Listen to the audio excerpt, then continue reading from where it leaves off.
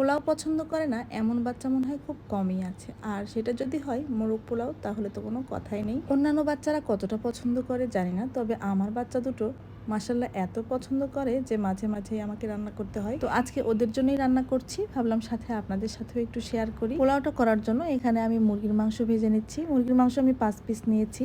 আর এই পোলাওটা কিন্তু সোনালী মুরগি দিয়েই বেশি ভালো লাগে, কিন্তু এই সপ্তাহে কেন যেন আমার সোনালী মুরগি নিয়ে আসেনি, শুধু দেশি মুরগি নিয়ে আসছে। তাই কিছু করার নেই, দেশি মুরগি দিয়েই রান্না করলাম। তবে সোনালী মুরগি দিয়ে রোস্ট কিংবা মোরগ পোলাওটা বেশি ভালো লাগে আমার কাছে। যাই হোক, মাংসগুলো ভাজার পর আমি উঠিয়ে নিয়ে ওই তেলে জয়ফল, জয়ত্রী, বাদাম, পেঁয়াজ আর একটু কাঁচামরিচ ব্লেন্ড করে রেখেছিলাম সেগুলো দিলাম। সেগুলো দিয়ে একটু কষিয়ে নিয়ে তারপর একে একে মাংসের মশলাগুলো দিয়ে দেবো। মাংসের মশলা বলতে আদা বাটা, জিরা বাটা, রসুন বাটা, তারপর গোলমরিচের গুঁড়া, সাদা এলাচের গুঁড়ো, লবণ, সামান্য একটু মরিচের গুঁড়া আর আস্ত মশলা আমি তেলের ভিতরে দিয়ে নিয়েছি। তেলের ভিতর দিয়ে ভেজে নিয়েছি। সবগুলো মশলা কষিয়ে নেওয়ার পর এর ভিতরে মাংসগুলো দিয়ে দেবো। মাংসগুলো দেওয়ার পর একটু দুধ দিয়ে কষিয়ে নেব। আমি এখানে কোনো পানি ব্যবহার করিনি, কেননা পানি ব্যবহার করলে পোলাওয়ের স্বাদটা অন্যরকম হয়ে যায়। এজন্য আমি পানি ব্যবহার করি না, শুধু দুধ আর দই দিয়েই আমি মাংসটা কষিয়ে নিলাম। মাংসটা রান্না করা হয়ে গেলে একটা বাটিতে উঠিয়ে নিব, আর মাংসের ভিতরে যে ঝোলগুলো ছিল এগুলো অন্য একটা বাটিতে উঠিয়ে রাখবো। তারপর পোলাওটা রান্না করার জন্য চুলায় একটা প্যান বসিয়ে সেখানে তেল দিয়ে তেজপাতা, দারচিনি, সাদা এলাচ, তারপরে একটু লং আর সামান্য একটু গোলমরিচ দিয়ে দেবো, সাথে দেবো আদা রসুন। সামান্য একটু ভেজে নিয়ে এর ভিতরে কাঁচামরিচ দেবো, আর কাঁচামরিচগুলো আমি একটু ভেঙে দিলাম, এতে গন্ধটা ভালো হয়, আবার হালকা একটু ঝাল ঝাল হয়, এতে পোলাওটা খেতে মজা লাগে।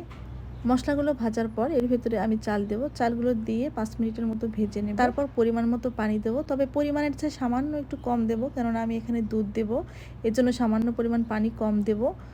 আর দুধটা দেওয়ার আগে ওই যে মাংস থেকে মশলাগুলো রেখেছিলাম সেই মশলাগুলো দিয়ে দিলাম। এই মশলাটা এভাবে দেওয়ার কারণেই পোলাওটা অন্যরকম একটা স্বাদ আসে। এটা অনেকেই জানে না, আমিও জানতাম না, তবে একটা বাবুর্চির কাছ থেকে আমি শুনেছি, তারপর থেকে আমি এভাবে পোলাও রান্না করি। এতে সত্যি বলছি পোলাওটা অন্যরকম একটা স্বাদ হয়। আর আজকে পোলাওটা আমি একটু লেয়ার করে রান্না করব, এই জন্য প্রথমে 2 পিস মাংস দিয়ে তারপরে একটু পোলাও দিয়ে আবার 2 পিস মাংস দিয়ে মাংসের ওপরে বেরেস্তা ছিটিয়ে দেবো। বেরেস্তাটা আমি আগেই রেডি করে রেখেছিলাম। তারপর বেরেস্তার ভিতরে একটু চিনি দিয়ে দেবো। চিনি আর বেরেস্তা একসাথে মিক্সড করে তারপর মাংসের ওপরে ছিটিয়ে দেবো। এখন দেবো কেওড়া জল। কেওড়া জলটা হচ্ছে পোলাওয়ের মোরগ পোলাওয়ের একটা স্পেশাল উপকরণ, যেটা না দিলে আপনি বিয়েবাড়ির স্বাদ কখনোই পাবেন না। যদিও বা এই গন্ধটা অনেকেই সহ্য করতে পারে না, তবে বিয়েবাড়ির যে একটা আলাদা স্বাদ গন্ধ থাকে, সেই স্বাদ গন্ধটা যদি নিয়ে আসতে চান অবশ্যই আপনাকে কেওড়া জলটা দিতে হবে। তো হয়ে গেল আজকে আমার মোরগ পোলাও রান্নাটা। এখন ছেলে মেয়েকে খেতে দেবো। ওরা টেবিলে বসে আছে, আর ওরা দুজনেই গরম গরম খাবার খেতে অনেক পছন্দ করে, ঠান্ডা হয়ে গেলে আর খেতে চায় না, আবার আমাকে গরম করে